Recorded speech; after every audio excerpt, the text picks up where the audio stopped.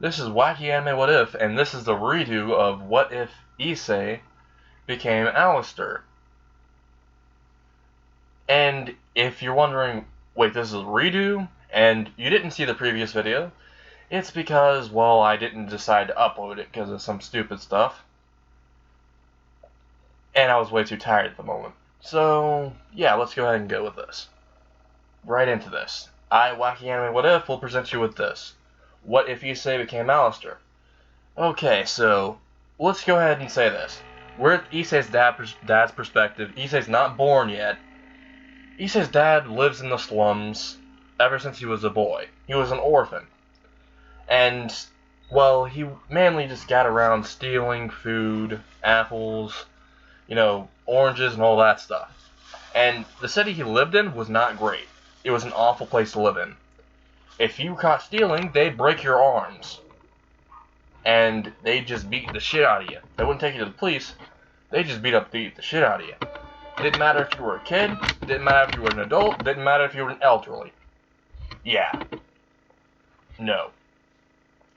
So Garo, which is Issei's dad, his name's Garo. If you didn't know this, I looked it up on Wiki. If I'm wrong, I'm sorry. So Garo was always running through the slums, going into people's dumpsters and getting food, and was usually eating it. And whenever he was caught diving in the dumpsters, well, let's say the shop owners will go back there, grab him by the collar, and start wailing on him, punching him in the stomach, the face, kicking him. Sometimes they even get a cane out, or they even get brass knuckles out and start beating the shit out of him. And usually Garo had a few fractures or a few broken bones, which he didn't have enough money to go to the hospital, so he basically had to walk them off. Quite literally had to walk it off, or just go through the pain. So Garo hated his life, because, well, his mother abandoned him, is the reason why he's even in the slums.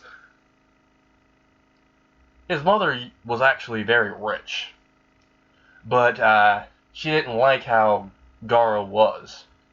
Because Garo, let's just say, his attitude towards the poor and towards other people was too kind. He actually felt pity on them and gave them some money sometimes, which they didn't like because his family was snobby, so they threw him in the slums. Fucked up, I know. Okay, so Garo one day was just wandering into alleyways, behind stores, trying to find food. He had a good haul this time. He had 7 things of bread, and he had an entire turkey. He also had a gallon of spoiled milk, almost spoiled milk. One day before the expiration date. So he had this, and he was carrying it back to his little hut he had a little far away. It was a little out of his city, because he didn't like his city. If you slept in that city, you'd get shanked immediately. Either shanked, shot, beaten to the pulp, robbed, or you just get gutted and left on the street. So Garo knew to go into the woods to make his house. So he was kind of deep in the woods. He went to his little hut. He placed down his, haul he had for the day. And he also managed to steal a phone from someone, which he was looking at multiple things before the phone died. He was trying to find ways to make money while still a kid. Because he's only about, 10, okay? So he's trying to make multiple ways to get money and stuff. He can't work a job, and none of things popping up for him. It doesn't really answer him clear. And then all of a sudden he sees this one anonymous thread. He clicks it, and it says, "How to make money." It literally is reading this, and it says, "How to make money. You could always summon a demon." Which this piqued his curiosity because, well, he heard about demons and stuff like that from his mom and their little library. He was reading about them. He was quite educated. The thing is, he knew that nothing good would come from this, but he was very desperate, and he's not like other people that wouldn't believe in this, because he believed in the supernatural. Okay? He was a vivid believer of it, even though people teased him of it when he was a kid. Well, still a kid, but when he was younger. So, yeah. Issei literally has some chalk in his pocket that he had from a few years back. He picks it out. He goes out of the forest, finds a stone rock, a really, really big stone rock, and draws a diagram. And on the site, it shows numerous diagrams, but he was wondering what the diagram in the middle was. Which he literally just immediately drew the circle, and he didn't have to say anything for it to summon someone. All of a sudden, he looks at it and says, I should have known this was just a hoax. There's literally nothing there. It's not working at all. There's no demon, and I'm not going to make a deal and get money or get out of my awful life. So he just walks away, is about to go back to his hut, and all of a sudden, someone taps him on his shoulder and says, "Hi there! Kid? Did you summon me?" And Garo is wondering who this voice is and who put their hand on his shoulder. He turns around and sees Alastor, which Alastor, just to scare the kid, to get an actual, entertaining response, was in this form. And let me just tell you, Garo straight up shit his pants. Immediately. Like, all you could hear is that. You could only hear that. In the woods. And let me just tell you, Alastor was laughing and said, "Well, you really shit yourself." And he went back to this form and was laughing at him. And Garo was crying. And he was laughing more at the crying because, well, that was pretty entertaining for him. And then Alastor says, "So, what did you want, kid? And also, could you change your pants?" And Garo said, "But this is my only pair." And Alastor's like, "Oh." Then he just snaps his fingers, and Garo's wearing a little suit. Okay? Alastor's like, "There you go, kid. Now stop your crying and tell me what you summoned me for." And he says, "Well, I want to make a deal with you." And Alastor is amused by this because children usually don't make deals. Because they don't either know about it or they wouldn't really go to it because they're not desperate enough like adults would be. So Alastor is finding this more amusing. His smile is growing wider and wider. And Garo explains his situation to Alastor. Alastor says, "Well, you are in a pretty fucked up spot.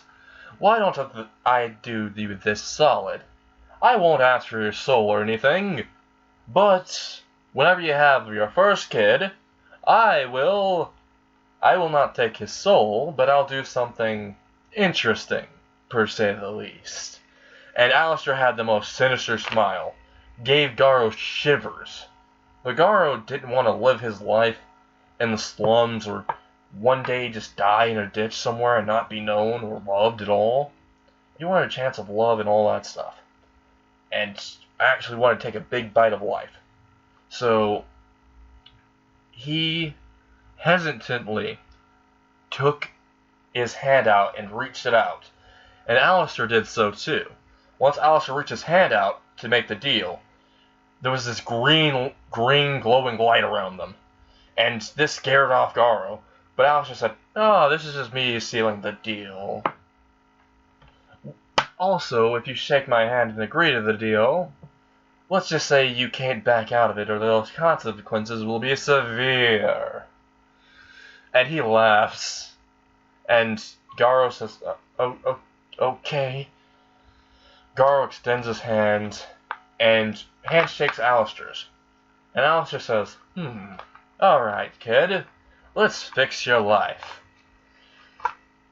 Alastor literally turns into a human form. doesn't literally turn into a human form, but makes an illusion of a human form.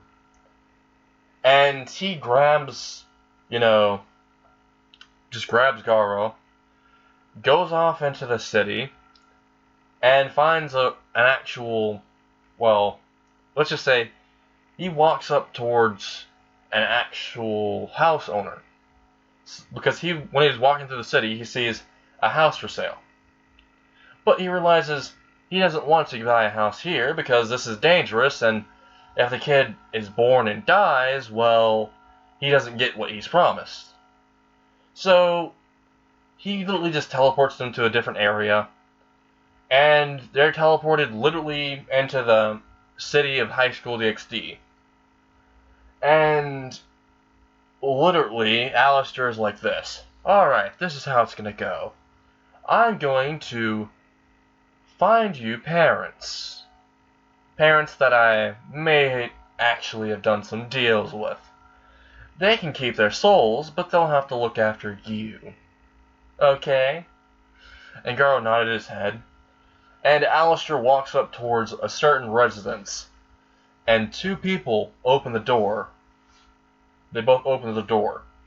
And they're shocked. They see the radio demon. They know who this is because, well, they're not humans. They're demons. They're just in human form. And let me just tell you, they're shitting themselves. And they're literally just straight up thinking they're about to shit themselves from just seeing the radio demon again. Their run-in was not good. So, yeah. They think that he's coming for their souls, and they're just about to accept their fate, and Alice is like, no. I didn't come here for that. How about this? I have a proposition. You raise this kid here, and you give him all this money, and don't touch a single dime of it. Put it in a bank account for him. And I'll let you both keep your souls. And he literally puts out his hand, and they immediately shake it. Because they do not want to get on the Radio Demon's bad side, and they do not want their souls to be taken by him. Because he will torture their souls for all eternity. Or he might just convert it into power, and they'll just be erased from existence. They don't know what happens when Alastor takes someone's soul, and they don't want to find out. I mean, would you? So, yeah, Garo is taken in, and he's raised by them. He has a lot of money now. His life is pretty much better. He bought a house, and he was just in high school now. And he moved out as soon as he was in high school. As soon as he was about 18 when he moved out. And, yeah, he's enjoying his life. He's going to his high school. He has a certain crush on this girl named Miki, which is Issei's mom, obviously. So, he gets up the courage one day and asks her out. They go out on a cute little date, and, well, one thing led to another. They got hitched. So a few years later, they end up having Issei. Which, just so you know, Garo did tell her about Alastor. But she didn't really believe it. She thought it was a joke. Yeah. As soon as that baby was born in the hospital, they take the baby home and their house, which is the same in canon, just so you know. He has a lot of money, but he doesn't want to flaunt it. Because he learned from where he was a kid, if you flaunt your money, you're going to get robbed. So, he doesn't do that. He has it in a safe.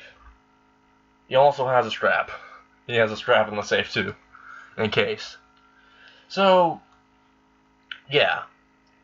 When Issei's born, they go to the house. As soon as they open the door, they end up smelling some jambalaya.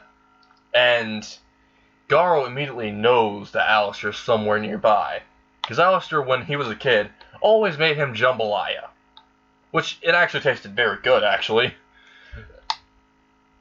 And he walks into his house with his wife and his baby in her hand.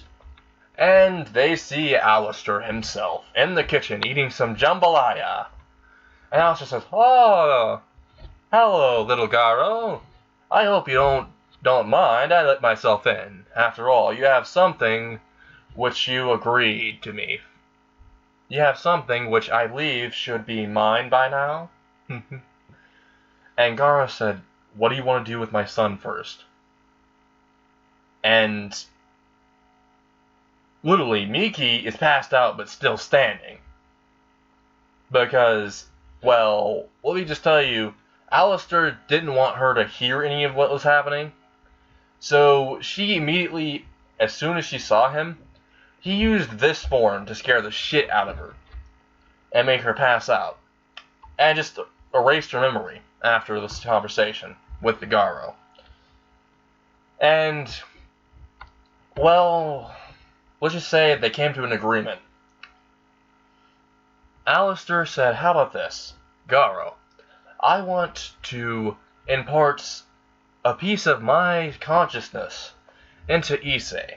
I'll go back to, well, hell, but I want to put some of my consciousness into Issei so that I may monitor him through his eyes, and he will have similar powers to me, actually exactly the same powers. He'll have some of my personality, of course, my witty banter, my, amusing charisma, and all of that attached." And Garo says, "Charisma? I don't get what you're talking about. You never had any charisma." And Alastor's offended by this and says, "Oh, you hurt my feelings, my dear boy." And he just fake cries. And Garo's kind of laughing it a little bit. And Alastor says, "Alright, so, it's a deal. Because we already did a deal before, and I'll do that." So he rips into his own chest and pulls out not anything in his heart, but pulls out a piece of his soul and puts it into Issei when he's a baby. Which nothing really happens to Issei currently.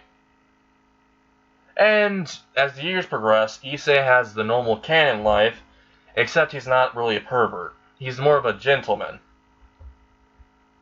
So, Issei, well, let's say he's in high school now, and Kohai, he just is the first year, has just joined. He's walking in, he does not have his two perverted friends, but he has two different friends. And they're quite cool. But he hangs out with them later on. So, yeah, Issei walks in, everyone's staring at him, and all the girls are pretty attracted to him. The guys don't know why, but they want to hang out with him. He has the charisma that just draws them towards him. And Issei just walked into school like normal, and all of a sudden, Rias and Mirage, Sonia, and all of them can feel immense power from him, but it's hidden or locked. So yeah, they're going to plans like how to recruit him. Issei just walks into school like normal, just like normal on his first day, and goes up the stairs and Kohai, and is trying to go to his classroom. Until this one jackass is like, You're hogging all the ladies. They're all staring at you and not me. Fight me, you little bitch." And literally just, Issei says this. Issei says, "I don't think I'm a little bitch. I mean, well, I'm not little, and the only bitch I see here is you." And he just laughs. And everyone else laughs also. And the guy is very, very pissed off. Like, he's steaming. And he's like, "What'd you just say?" And let me just tell you, Issei just says, looks like I got the little teapot angry. What's gonna happen? You're gonna blow out some steam out of your nose?" And he starts just laughing in front of his face, until the guy starts lunging at him. And all that Issei does, since he's literally still on the stairs, he just moves to the side, the guy falls down the stairs, and literally breaks his leg. And Issei just walks down the stairs, walks up towards the guy who has just broken his leg, grabs his head, moves it towards the stairs, and literally makes him bite into the stairs. And then he just lifts his leg up and kicks his head down. And the teeth fucking shatter off. They're breaking off. Because he does this like 2 to 3 times. And let me just tell you, this man has a concussion now. And then he just kicks him in the stomach, and kicks him in the back, and then drags him off, away from the stairs, and picks him up, goes towards the lockers from the first floor, all the way to the first floor now, and just slams his head against the locker. And then he just walks away like nothing happened. And this led everyone to fear of Issei. Though they don't know why they're still attracted to him, either in respect and all that respect, or lust, or all of these other confusing emotions, but fear is also mixed in. They don't know why they feel like this. And Issei just walks up the stairs like normal, and he always has some headphones in, because he likes listening to music, but he also listens to radio podcasts, which he does have one of his own, which he named it the Radio Demon Podcast.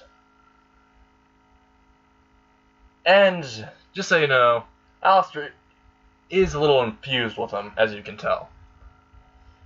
So Issei just goes up the stairs, opens the door to his classroom, walks in, and the teacher says, "We have a transfer student, Issei Kyoto."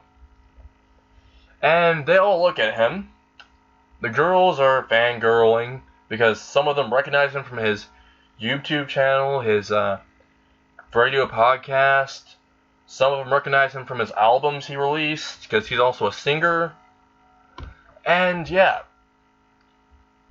the girls are fangirling. The guys don't exactly hate him. They hate him because he's getting all the girls, but they also are fans of his actual show. A lot of them are. And the one in the back, with white hair, and is a lolly, which we all know this is Konako, is fangirling the most because she has an obsession with him. Because, well, he changes his voice into Alastor's voice during radio, or YouTube channel. He always changes his voice into the Radio Demons, Alastor's. Which he can do that. But anyway, yeah, so Issei just introduces himself. They're all fangirling and, wanting autographs. Issei signs all their autographs, goes to the back and sits in front of Konako. And Konako, while they were, doing an actual session of class, and he was taking notes, Konako nudged him, on his actual sleeve, and said, "Can I get an autograph?" And Issei just turned around and says, "Of course, my darling." And, just gonna tell you, he always says "my darling" sometimes to females, and this made Konako blush insanely. And let's just say, her eyes literally changed into hearts. And Issei saw this shit, and was like, "What the fuck is that? I've never seen someone's eyes turn into hearts. This happens in animes, or Yandere Simulator or something." No.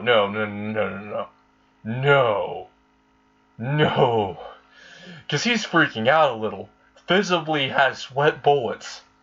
And he signs the autograph. As soon as the bell rings, Konako's about to latch onto him.